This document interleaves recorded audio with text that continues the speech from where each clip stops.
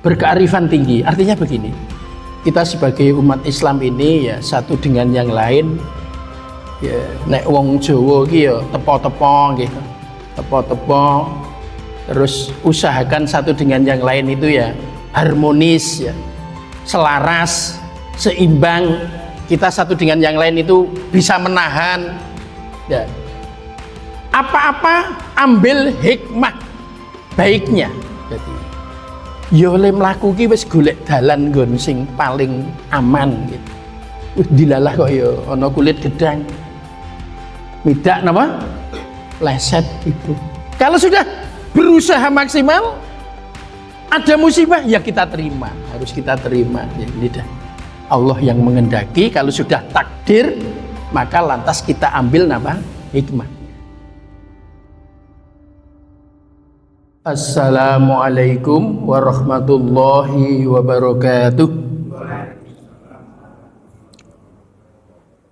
Alhamdulillahi rabbil alamin. Wassalatu wassalamu ala asyrafil anbiya'i wal mursalin wa ala alihi wa sahbihi ajma'in, amma ba'du. Bapak beserta ibu-ibu jamaah kajian Masjid Besar Sleman Kota yang berada di wilayah Kapanewon Sleman, Kabupaten Sleman yang kami hormati. Alhamdulillahirabbil alamin, kesempatan pada pagi hari ini kita bisa bersama-sama melaksanakan sholat subuh berjamaah, dilanjutkan dengan sedikit kajian.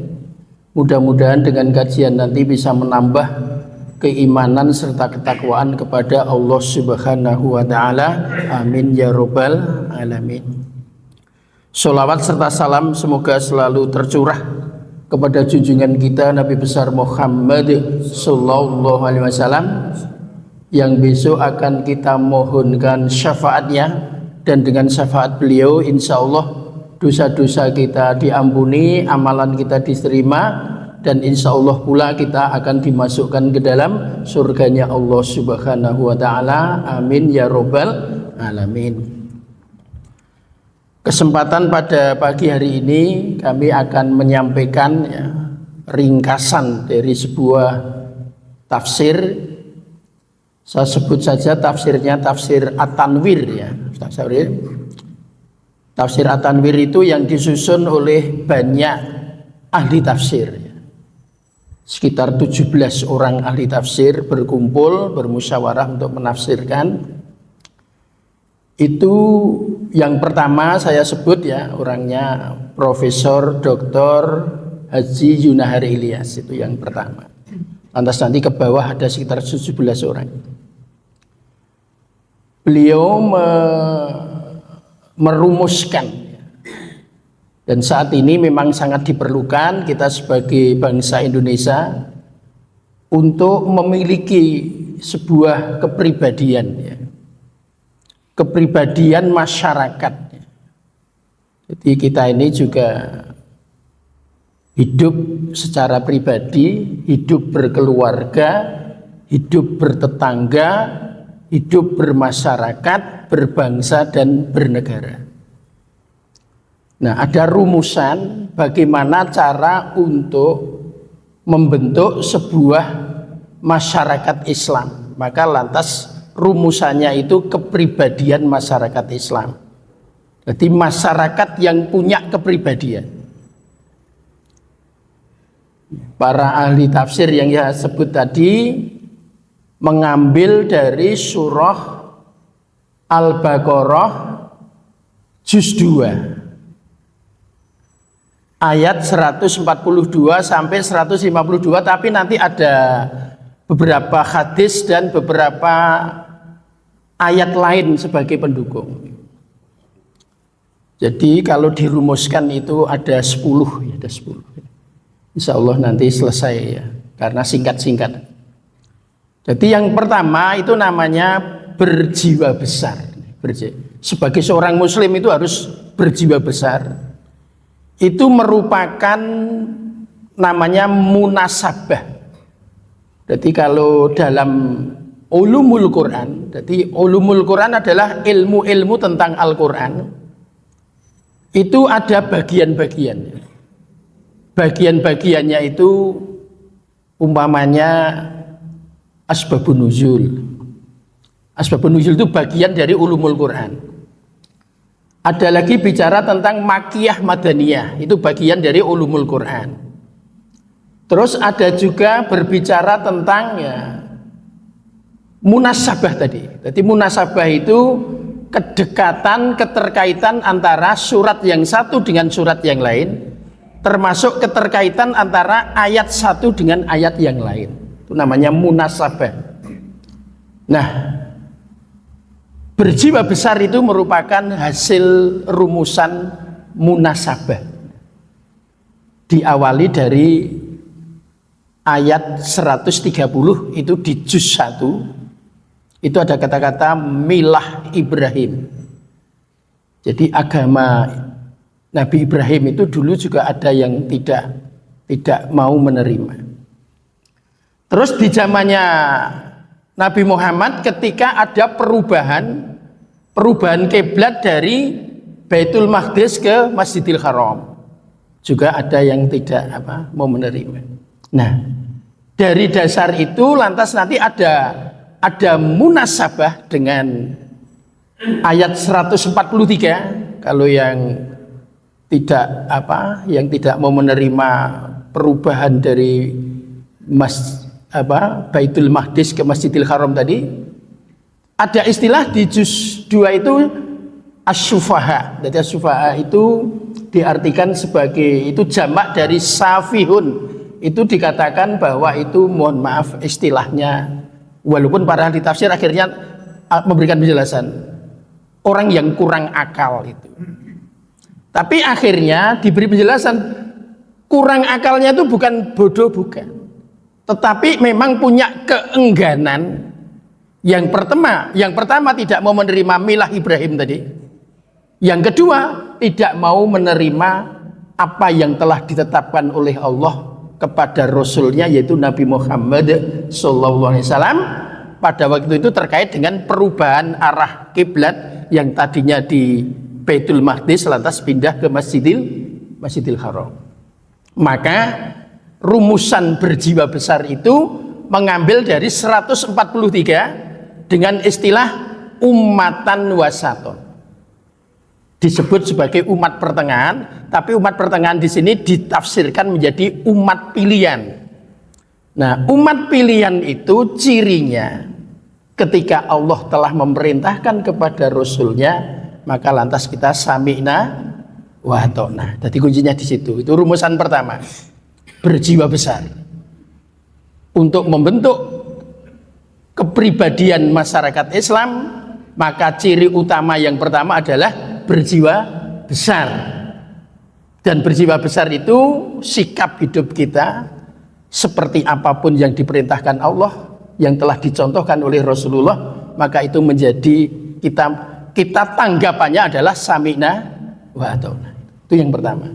Yang kedua, itu dengan istilah terkemuka. Istilah terkemuka itu mengambil dari ayat 148. Ada kata-kata namanya fastabiqul khairat. Ya. Panjang sebenarnya penjelasannya tentang fastabiqul khairat. Tapi ringkasannya begini. Fastabiqul khairat itu sering diartikan berlomba-lomba dalam kebaikan. Tapi penjelasannya itu begini. Orang-orang yang punya usaha maksimal berada di depan. Jadi orang yang punya usaha maksimal untuk berada di depan, melaksanakan kebaikan-kebaikan, dan kebaikan-kebaikan itu diusahakan untuk bisa diterima oleh semua orang. Jadi memang pekerjaan berat. Berusaha berada di depan, melaksanakan kebaikan-kebaikan, dan usaha pula kebaikannya itu bisa diterima oleh semua orang. Itu maka disebut fastabiqul khairat itu. Khairat itu jamak dari khair, maka kebaikan-kebaikan. Nah, kebaikannya itu harapannya semua orang itu beriman. Nah, kita ini harus berusaha setiap hari bagaimana pendapat kita itu bisa diterima tetangga kita. Bagaimana pendapat kita bisa diterima masyarakat kita. Kita yang sudah rajin ke masjid ini kan punya usaha. Bagaimana caranya supaya warga kami mendapat nasihat saya bisa ke masjid, itu kan usaha. Kita berusaha untuk berada di depan, harapannya usaha kita itu diterima oleh semua orang. Itu yang kedua ya. Yang ketiga itu namanya pencerah. Pencerah ya. Ada 10 memang.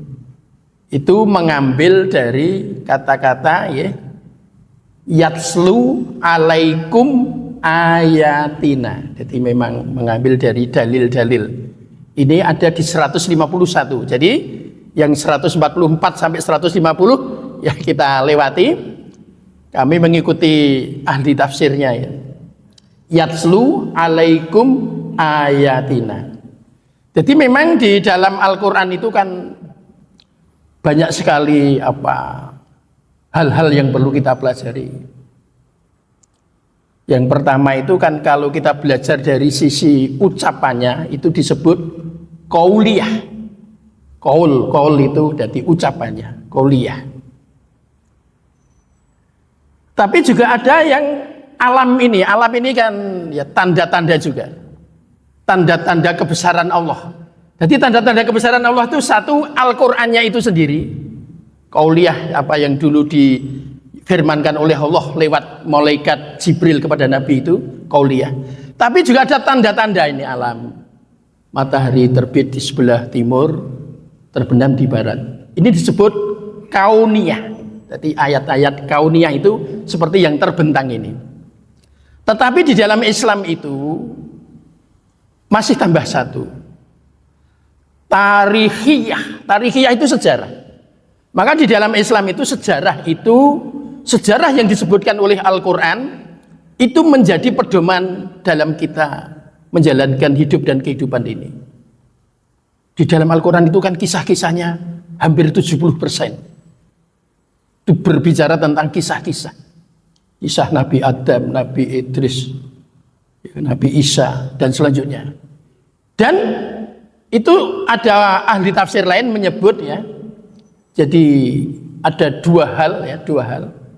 Ada normativitas itu ajarannya, tapi juga ada historisitas.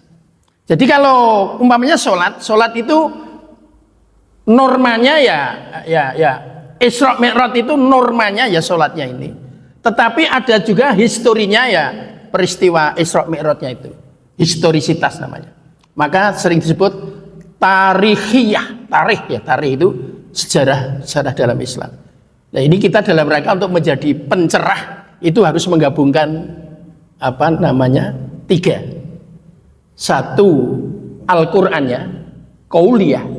Yang kedua, alam ini kita harus punya keyakinan alam ini di bawah kekuasaan Allah sesuai dengan Al-Qur'an, itu namanya kauniyah. Dan yang ketiga, tarikhiyah, itu terkait dengan masalah sejarah. Dan Al-Qur'an banyak bicara tentang sejarah. Dan kita harus yakin selama sejarah seperti apapun, kalau itu dimunculkan di dalam Al-Qur'an, kita harus yakin. Nabi Adam kita harus yakin. Ya, Nabi Daud kita harus yakin. Penjelasan Al-Qur'an tentang Nabi Isa kita harus yakin. Penjelasan Al-Qur'an tentang Nabi Muhammad kita harus yakin. Peristiwa Mekah Madinah yang dilaksanakan oleh Nabi kita harus yakin. Itu yang ketiga. Lantas yang keempat itu dengan istilah unggul, ya ini unggul. Jadi begini, dulu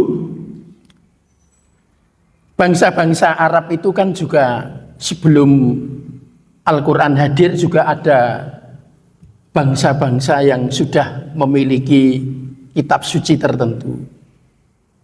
Nah, Islam ini menjadi unggul itu ketika juga kepemilikan atas kitab suci. Jadi agama itu ketika ada kitab sucinya itu lantas menjadi sejajar. Maka dulu Islam ketika ini wahyu diberikan kepada Nabi, ini kitab suci, maka kehidupan di zaman Nabi itu menjadi lebih bangga dan merasa unggul. Ibu-ibu hormati. Untuk selanjutnya adalah hikmah, bukan hikmah. Sebenarnya hikmah itu Al-Qur'annya. Berkearifan tinggi namanya. Berkearifan tinggi itu wal hikmah. Wal hikmah itu juga ada di Al-Baqarah 151. Ya, masih 151. Hikmah. Berkearifan tinggi. Artinya begini. Kita sebagai umat Islam ini ya satu dengan yang lain ya nek wong Jawa ki ya tepo-tepo gitu. Tepo-tepo terus usahakan satu dengan yang lain itu ya harmonis ya. Selaras, seimbang, kita satu dengan yang lain itu bisa menahan ya. Apa-apa ambil hikmah baiknya. Jadi kalau kita sudah berusaha maksimal untuk baik, ternyata yang terjadi ada sesuatu yang lain, ya kita ambil hikmahnya. Karena kita sudah berusaha untuk apa? Baik. Ya oleh mlaku ki wis golek dalan nggon sing paling aman nggih. Wis dilalah kok ya ana kulit gedang. Midak napa? Pleset tiba. Kalau sudah berusaha maksimal ada musibah ya kita terima, harus kita terima. Ya ini dah Allah yang mengendaki, kalau sudah takdir maka lantas kita ambil napa? Hikmahnya. Mungkin ben aku ra lunga wae dina iki tak digawe kepleset karo Gusti Allah lungguhan ning omah iso ngrampungke sing jus 13 mau durung apa durung rampung. Itu diambil hikmahnya seluruhnya kalau sudah usaha maksimal. Bapak ibu-ibu yang sudah naik haji ya, kata Bapak Profesor Dr. Quraish Shihab, umroh itu juga sudah haji tapi haji kecil. Nah nek sing wis ketuk Arafah Musdalifah Mina disebut haji besar. Iya. Jadi maka panjenengan sami nggih nek sing wis umroh ki ya sok disebut haji jenengan nek petuk haji aku lagi umroh ki ya haji ngoten jenengan ben apa? Iya digedhekke napa atine ragate padha lho Pak nggih to? Padha to? Wong pesawate ya padha. Bedane iki ming durung ning Arafah Musdalifah Mina nggih ning pun wis tawaf ya wis apa sa'i barang nggih to? Monggo mangke digerakkan nggih. Sing pun umroh niku nek petuk tulung sing wis haji niku nyebut Mas Haji aku lagi umroh kuwi ya haji ning haji napa kecil ning ya ora usah terus le ngetik dibedake gandeng lagi umroh hane cilik ya ndak usah. Mbok pilih mekaten ingkang saged kula aturaken sampun pinten Mbak sedasa nggih kula wangsuli secara cepat tapi hanya Indonesianya saja 10 kriteria kepribadian masyarakat apa? Islam. Niki dipun tirokaken kajengen kemutan. Ya, berjiwa besar, monggo. Berjiwa besar. Terkemuka. Pencerah. Unggul. Bersih. Oh, kebalik niki. Bersih deh. Unggul.